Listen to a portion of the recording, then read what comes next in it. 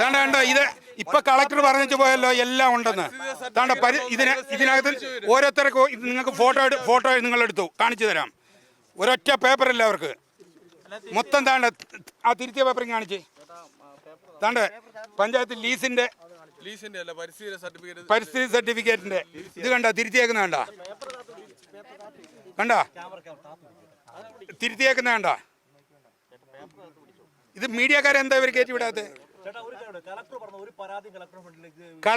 കളക്ടറോട് ഞങ്ങൾ പറഞ്ഞത്, അതായത് കളക്ടർ എടുത്ത് ഞാൻ പരാതിക്കാരനാണ്, ഒരു വർഷം കൊണ്ട് പരാതി കൊടുക്കുന്ന ആളാണ്.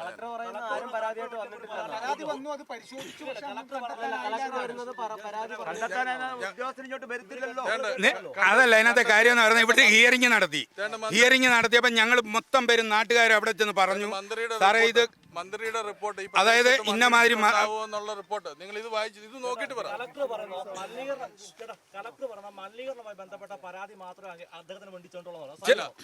എല്ലാ പരാതികളും ഈ കോറിയെ സംബന്ധിച്ച് ഇത് നിങ്ങൾ എടുക്കുക. ഇത് ഇവിടെ ഉരുൾപൊട്ടൽ ഉണ്ടാവാൻ സാധ്യത ഉണ്ടെന്നുള്ള സർക്കാരിന്റെ പഠന റിപ്പോർട്ടായത്. കോറിയെ സംബന്ധിച്ച് മുഴുവൻ പരാതികളും കളക്ടർ മുന്നിൽ കൊടുത്തിട്ടുണ്ട്. അതായത് ഇതിനകത്തെ കുഴപ്പം എന്താണെന്നറിയാം, ഇപ്പം നിങ്ങൾ വന്ന ഈ റൂട്ട് വഴിയാണ് എല്ലാ ഉദ്യോഗസ്ഥരും കയറി വരുന്നത്. ഇവിടെ വരും, നാരങ്ങ വെള്ളം കുടിക്കുക, അവർ തിരിച്ചു പോകും. ഇതിന്റെ ദുരിതം അനുഭവിക്കുന്ന അവിടെ നേരെ ഒരു തോടുണ്ട്, ആ തോടിന്റെ അടിവശത്ത് താമസിക്കുന്നവരാണ് ഇതിന്റെ ദുരിതം അനുഭവിക്കുന്നത്. അനുമതി കൂടുതൽ അനധികൃത ഖനനം നടത്തിയിട്ടുണ്ടെന്ന് ജിയോളജി വകുപ്പ് കണ്ടെത്തിയിട്ടുണ്ട്. ലീസ് ഏരിയ ഈ പുറത്ത് ബഫർ സോണിലും പരാതി കൊടുത്തിട്ടുണ്ട്. അതിന്റെ റിപ്പോർട്ട് പിടിച്ചോ.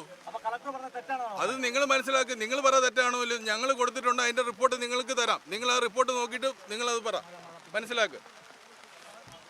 പത്തനംതിട്ട ജിയോളജിസ്റ്റ് അനധികൃത ഖനനം കണ്ടെത്തുകയും 1.5 കോടി രൂപ ചെങ്കുളം ക്വാറിക്ക് ഫൈൻ ഈടാക്കുകയും ചെയ്തിട്ടുണ്ട്.